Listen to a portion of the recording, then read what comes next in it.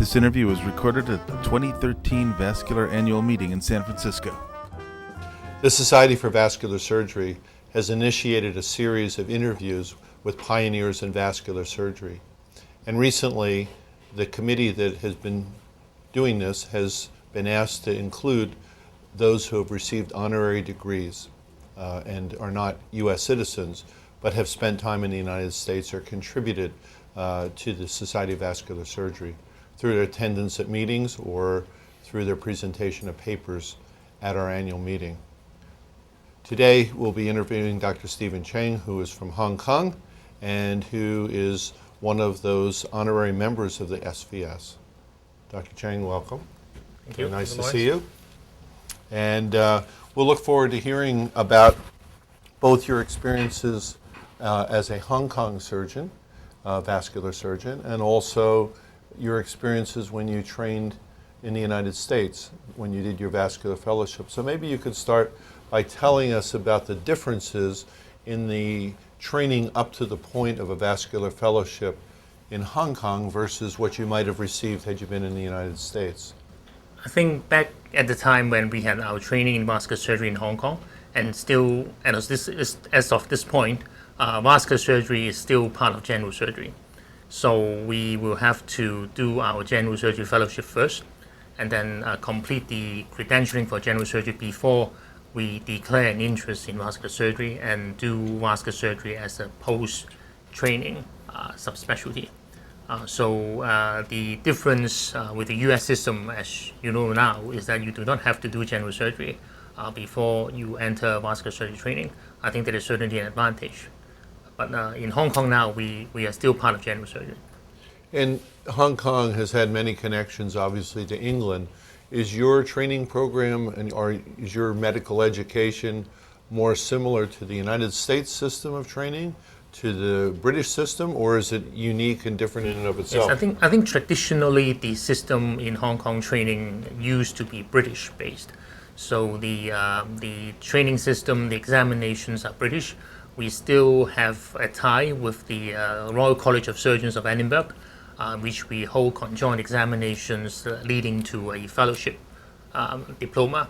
But we are now moving into our independent Academy of Medicine and independent surgical college, in which we are certainly incorporating some American elements of training. So I think we have both in this kind of new system. Now, you trained at one of the great vascular surgery programs in the United States and was a couple of the giants in vascular surgery. Tell us about how you found out about that program or how you decided that that was a good place to do your vascular surgery training. Yes, I believe, historically for Hong Kong trained surgeons, we were given the opportunity at a certain point in our career to go overseas to get some different perspectives and experience in a specialty of your choice. So at the time, I thought the forerunning innovations of vascular surgery would be in the United States. So I'm looking naturally at the West Coast cities, which is much closer to us than to the East Coast for the States. So San Francisco, because we had some ties, some friends here, as to many of the Chinese doctors or Chinese population. So that naturally became first choice, and you have a great establishment back at that time at UCSF with Ron Stoney, Jerry Goldstone. So that was the choice. It was quite obvious. Is there a difference in the style of training? I know that particularly Dr. Stoney, but also Dr. Goldstone are very demanding of technical expertise. How was the environment in the training that you underwent at UCSF?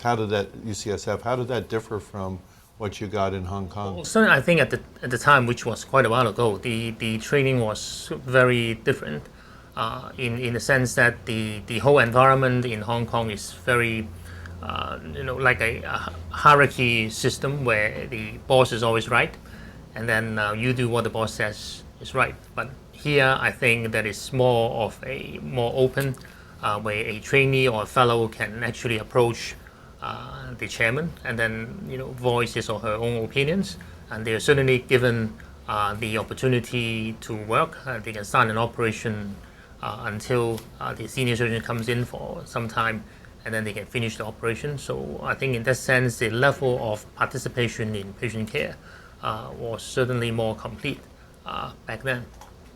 When I went to my first SVS meeting, I remember several papers, and at the time Jack Wiley walked up on the stage, and Stoney and Ehrenfeld, and there were some people who made major contributions to our field. Did you go or get connected to the SVS or go to the meetings while you were a fellow, or did you start going after? The first meetings that I went was actually the Western Vascular Society meeting, because that was more easily a more local meeting. And then I still remember presented a paper at the Western Vascular Society meeting with some work that I did at UCSF when I was with Ron Stoney at the time. And that led to the connections later on with the SVS, and I was introduced as one of the members of the SVS very early on, actually before the merging with the American Society of Vascular Surgery. And were there some techniques? I know that the UCSF group was very well known for particularly visceral and Yes. thoracoabdominal and treating the middle aorta differently than most other places. Were you able to take some of those advances back to Hong Kong, or did people in Hong Kong already use the techniques that? No. I think at the time, vascular surgery in Hong Kong is still not very well developed, and the main opportunity was that we get to see something that is actually being done in the States. I saw a lot of medial visceral rotation, thoracoabdominal surgery, enlargectomies, thoracic outlet syndrome operations, and that was more like textbook operations than where you actually can see that these operations can actually be performed with a high degree of safety and efficacy. So I think that would be the main advantage that we can bring back to Hong Kong, to be able to be adventurous and carry out operations that we've never seen before. Now you're in your position in Hong Kong now. You're the equivalent of the Wiley or Stoney or Ehrenfeld within both Hong Kong and possibly even within China. What's the relationship between Hong Kong and China as far as training and mentoring? Do you have people that work with you from just Hong Kong, or do you have people work from other parts of Asia? Generally, my staff comes from the local region. We do have recruits from some areas. We have a surgeon from England, for example, trained in the UK, is now working with us. So we used to send people to the States, do some postgraduate fellowships and research, and come back to us. But largely, the Hong Kong is a separate system from China. So a Chinese surgeon cannot come and practice medicine in Hong Kong. Do you find yourself going to different parts of China to teach them your techniques? Is that, or is it really separate between the two? I must say that now, since Hong Kong is part of China, we do have our usual interactions, like national meetings, regional meetings, so we do interactions. As far as actual surgical operations concerned, we don't actually do teaching in China. I think the interaction now is mainly confined to large cities with good establishments, with dedicated hospitals with good vascular programs. So the interaction would be more like a scientific basis and discussions rather than actual hands-on teaching. There are some maybe less advanced programs in China from more remote cities, and where they would occasionally send doctors to Hong Kong for attachments, more on a short-term basis, like 4 to 6 weeks, mainly as an observer basis. So in that sense, we have a certain degree of teaching. I noticed as I read through your resume that in some of the papers, and I've obviously have read the work that you've done that's been published in the Journal of Vascular Surgery frequently, but it seems that you've had an early interest in endovascular and have taken a leadership role in Asia regarding endovascular surgery. How did you get interested in endovascular, and maybe tell us a little bit about the relationship between a vascular surgeon, a cardiologist, radiologist, angiologist? Do you have the same situation as we have in the United States, where as things have gotten miniaturized and become more endovascular, there are a number of specialties that would like to take care of those patients? Yes, I think the interest in endovascular surgery actually started very early. I believe that would be in 93 and 94 when, I started to notice by going to meetings, and I believe that an endovascular option of treating lower limb diseases would be something that we need to revisit, not to just write off. So with that, and with a bit of luck, because our hospital, we are quite strong in terms of vascular surgery, and we have control of patients. So at that time, we decided to go ahead with an endovascular program quite early, and we have therefore the equipment and the skills so that we can take on more complex procedures like endografting without too much of a obstacle and hassle. We do have cardiologists. We don't have dedicated angiologists in Hong Kong, but we have cardiologists, we have interventional radiologists. And I think currently now it depends on the hospital and the institution you are in. There are various relationships as to which groups works with who. And but I do not think that is an unhealthy type of competition currently going on. Most would be a healthy partnership. In my hospital, because we are very strong historically and we do most of the interventions our own, so vascular surgery is performing most of the therapeutic and even diagnostic endovascular procedures. In the majority of other hospitals, it would be usually a partnership between vascular surgeons and radiologists. Cardiologists in Hong Kong are generally too busy to deal with peripheral work. They have enough coronary cardiac work to keep them busy, and they would generally prefer to do cardiac work. Interventional radiologists in Hong Kong are less aggressive, and they do not have direct control of patients, so they would need to strike up a relationship with surgeons who still have control of the patients. So in that sense, whatever works well in a hospital would work. Most people that achieve the stature that you have in your country and internationally have had some leadership or mentoring. Do you have any particular people that inspired you in your career, either in Hong Kong or internationally, that you would consider to be your mentors now? I believe, back in Hong Kong, one of my great mentors would be my previous chief, John Wong, whom is very well known as a general surgeon and one-time vascular surgeon. So he took up the earlier development of vascular surgery in Hong Kong. Virtually it was non-existent before the 1980s. So he brought it to Hong Kong in the early 1980s. And then he built what was then a vascular service. And he strongly encouraged me to take it up. And then he would provide the necessary support for me to continue to do this.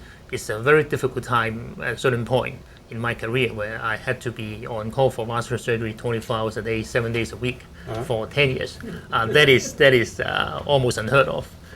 But he's very supportive in that sense. So here in the U.S., I'm very indebted to my mentors here at UCSF. Obviously, I met a lot of good surgeons here also, but back here mainly work with Ron Stoney and Jerry Goldstone, and these two were very inspiring into helping me develop my interest in my career. Tell us what the perception is about the Society for Vascular Surgery in Hong Kong, and maybe even in China, where I know that it's less unified in the approach. Here in the United States, the SVS is the leader in vascular disease management. Are people all aware of the SVS in Hong Kong, and are they aware of it in China? And do they see the SVS as a leader internationally, or they see their own regional societies as being more of a leader in vascular disease? I think it varies. In Hong Kong, people who are involved in vascular surgery, they are aware of the SVS. But I would say that most people would regard this as largely an American society. And unless they are in academic service, they would not be too interested to become part of the SVS. If you have a certain degree of elitism in the surgery, say, if I want to be part of this society so that I can, claim that, I'm a member of this society to help my current status back home, then there may be more of a drive to join. But largely, I would say that this would be more regarded as something more academic. And if you're not an academic surgeon, then generally people don't want to be bothered with joining the society. In China, I think it's less well known. China, it's very disorganized in this respect. They do not have a very good system of training yet, so they are working on it. So it's very fragmented into different regions, different hospitals and cities have their own system, and largely it depends on whether the leader in that particular region or city have struck up a good relationship with the SVS, and in which case they will be more well known in that particular part of the world. So I would say that in certain parts, then there would be people who never heard of the SVS, but in other parts of China, because of the relationships with the SVS, particularly in these previous few years, where the SVS is more open to international participation, then it would be more well known. I would say it would still be regarded more as an American society, but it's certainly one of the leading societies in the world. So we have our national society in China, of course. Now, we've asked you, I know, as an editor for the Journal of Vascular Surgery, asked you to review papers for the journal. How does the JVS, the Journal of Vascular Surgery, stack up as far as a place where people would send publications? Would it be more tending to send them to the journals within your country, or do you use the JVS as well? I think currently the JVS would be one of the top preferred journals for good work performed in Hong Kong and as well as in many parts of Asia, because of its well-known status, of its impact factor. That would be one of the top choice journals. Also, there would be a few other journals in the general cardiovascular arena that would be also considered like circulation with a very high impact factor. There is one local journal, which is the official journal of the Asian Society of Vascular Surgery, called the Annals of Vascular Diseases, but we are still yet to achieve an impact factor status. So that would be mainly restricted to work done at a lower level. And how much basic research do vascular surgeons do in Hong Kong? Do you have a research lab? Is that an expectation? I noticed that you've got an endowed chair and a professorship and Yes. things that would put you at a very high stature within your university. Does that require basic research or clinical outcomes research, or what do they expect you to do? Research is not a mandatory requirement for training. So for trainees, they are expected to do some research, but generally these are very low-level clinical type of research, whereas basic research is generally not commonly done. I'm talking about across the territory at a trainee level. This is something that I see is very advantageous, that I see is a very good thing for the American system, where most fellows or residents have some time off, maybe a year or even 2 years, to do basic laboratory research, and which I think it helps very much in their future career development. But back in Hong Kong, unfortunately, this type of research opportunity is not common. It's not a requirement, and it is mostly basic research is done at a postgraduate level in academic institutions only. And when you have an engineering problem, a device where you develop a solution or an idea for a solution, can that be done within the university, or do you go to industry when you, let's say that you found with your endografts that you had a way to reduce the profile or increase the flexibility? How does that handled in your world? The two ways you can handle it, I think if you have something in mind, then you can approach the engineers, and there is a group at the university who can facilitate this type of research. And if something comes out of this, you can help to get a patent and then hope to commercialize this with the industry.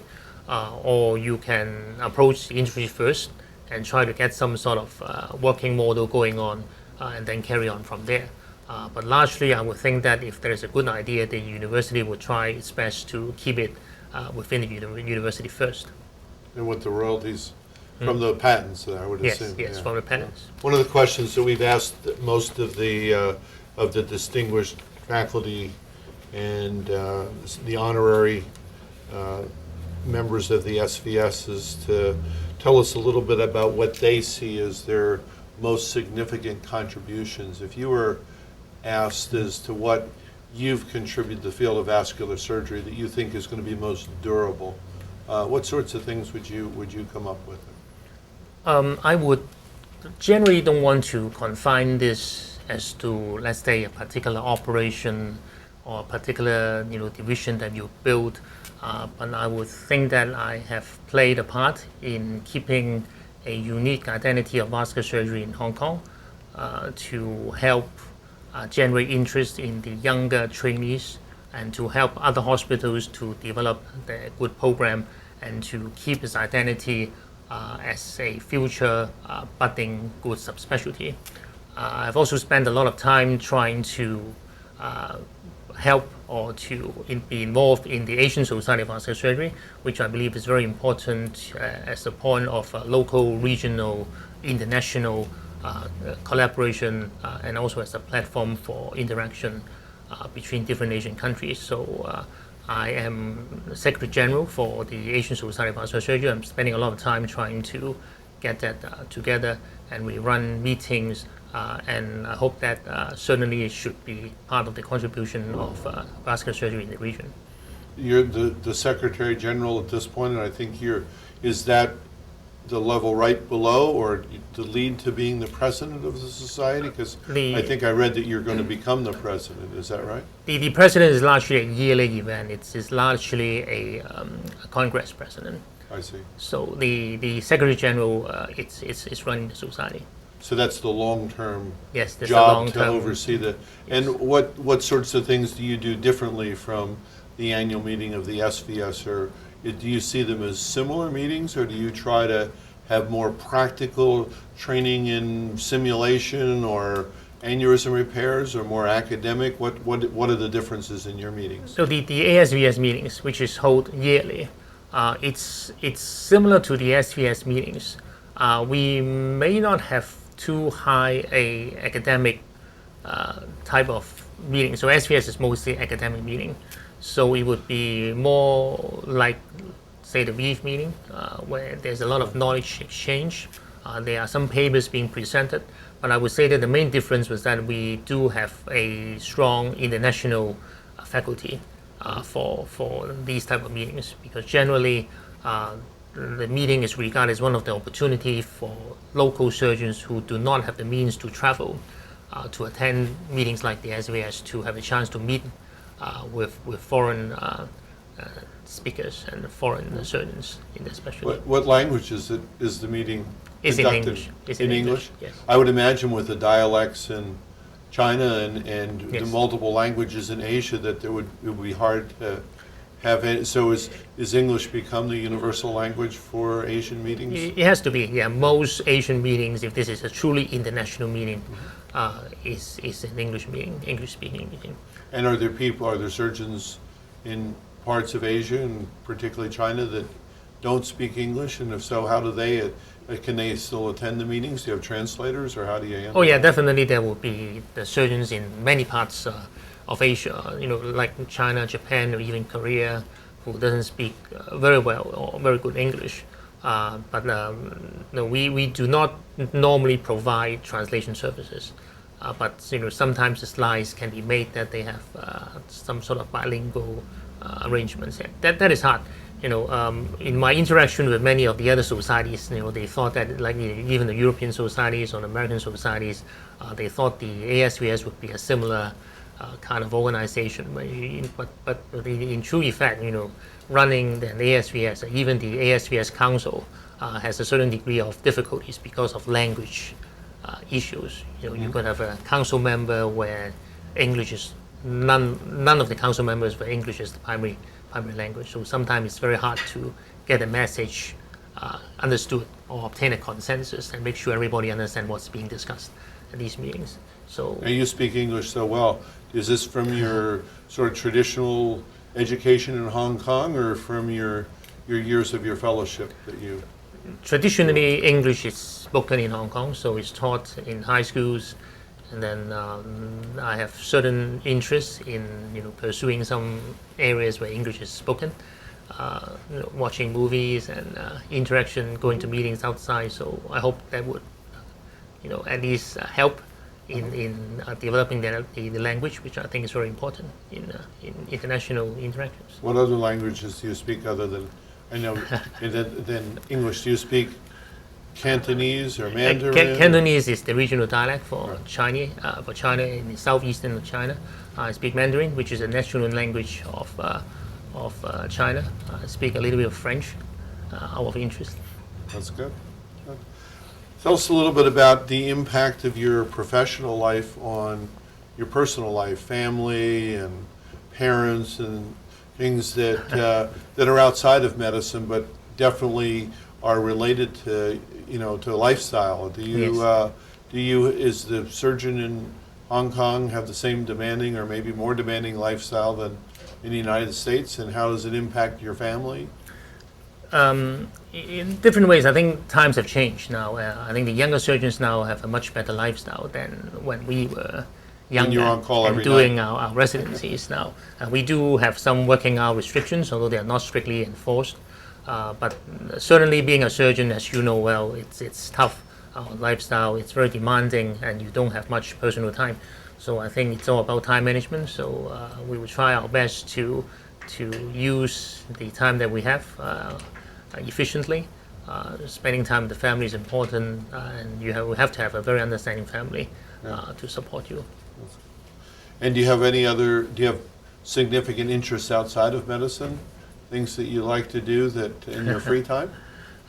In whatever little free time we had, I like to do a little bit of sports. I play some golf, more so when I'm traveling than in Hong Kong. I like to travel, so to see the world. So that's one of the hobbies. Growing up in Hong Kong, such a small place, and back then there's nowhere to go because north is China, which is close. So it's very natural that we would like to take up the opportunity to travel if I can. And I used to play a bit of piano. Yeah. The relationship between the Society for Vascular Surgery and surgeons throughout the vascular surgeons throughout the world has varied depending on the interest that they have in getting involved in the SVS. So certain countries, for example, Brazil recently has had, I think, 400 new members this year join a chapter of the Society for Vascular Surgery. In other areas, people are more independent and would prefer to have the option of coming to the meeting, but not be as closely connected or not have a chapter. What's both your personal feeling and also the feeling of Hong Kong surgeons about how the SVS should relate to your society and to vascular surgeons in Hong Kong? Yes, I think it's a very good move to have international chapters. I think the concept probably comes from the American College of Surgeons. So I was also very closely associated with the American College of Surgeons, and I used to be the governor for the Hong Kong China chapter for the American College of Surgeons. So I think that is a good start. So if the SVS wishes to have the international aspirations of the American College to truly reach out internationally and accept international members, then I think in that sense, having chapters in different countries, it's a very good start to maintain the interest and to continue to have members in those countries participate in SVS activities. So, but knowing that in many countries in Asia, vascular surgery is still not as well developed or recognized.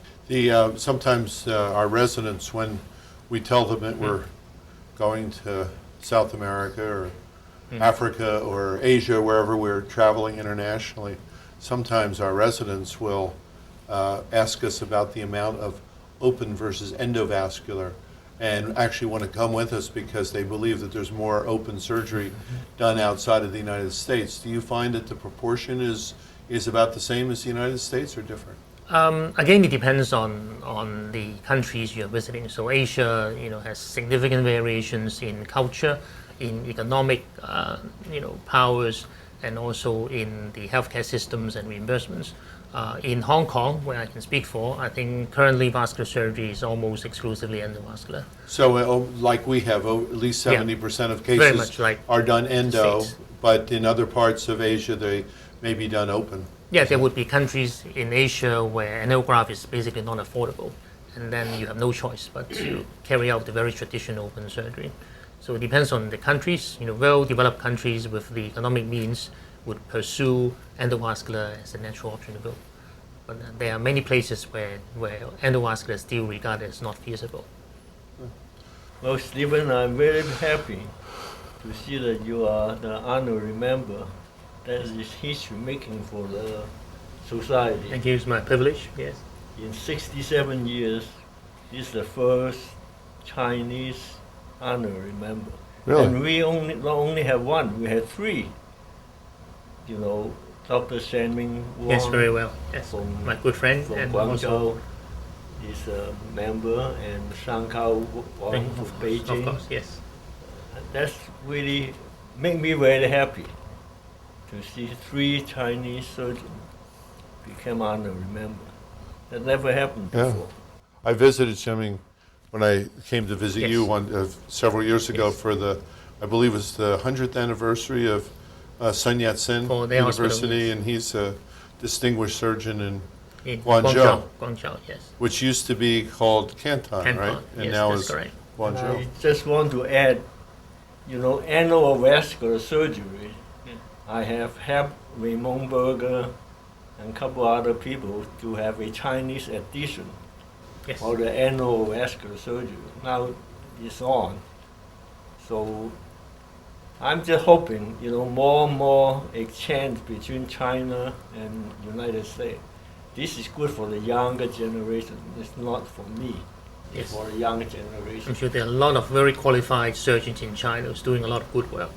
And there's a lot of opportunity for future exchanges. One thing interesting me is there's huge amount of aortic dissection reported by Chinese surgeons in Beijing. What's your take on that? Well, certainly aortic dissection is very common in China, and they occur in very young patients. So the common belief is that it's very stressful, and primary care is not common in China. So we have younger patients who have hypertension, smoking, and therefore aortic dissection is very common. But they also have this practice of trying to put a stent graft in every patient Yeah. with aortic dissection. I think the only maybe pity is that a large scale randomized study cannot be performed in this way. Otherwise, it would give us very meaningful data on what would be the best way to treat aortic dissections. It was amazing, the 1,000 cases they report. Yeah. I mean, I'd be lucky to see, some cases. Most big hospitals would have 200 to 300 cases a year. Yeah. Do you think that that's a unique genetic aortic disease, or you think it's just poorly controlled risk factors? I don't think it's genetic, because if you come south, where you have the more affluent counties, we don't see a lot of aortic dissections. In Guangzhou, they have less. In Hong Kong, we have very few. Don't think it's something related to not really good control of blood pressure in the I would still think that smoking and hypertension and would all be those. the reason to, rather than I genetic. was just dumbfounded to find out Yes. there's 1,000 cases. Are there any other unique diseases that you see in Hong Kong or in China that we don't see? No, in terms of vascular diseases, I think the pattern is very similar to the West. We probably have less prevalence of all sorts of diseases, but we are catching up. So again, because of One disease is the Behcet disease. we don't see that. I Much. was making around in Beijing with Professor Liu, and he showed me two Behcet disease. Really? One with a huge aneurysm. Oh. I mean, we don't see those. And But China is a very big country, and if you go to one of the major referral centers, they get referred all these, very uncommon, strange pathologies. So that's how you see them more.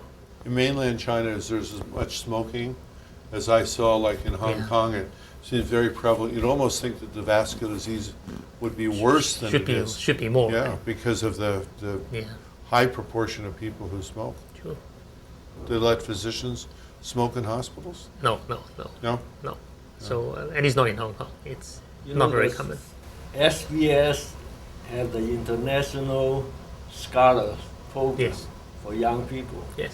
and I would like to encourage you to have some of your young Yeah, we staff had a young to apply for it. female surgeon who was an international scholar a few years ago. So yeah, you And- know that.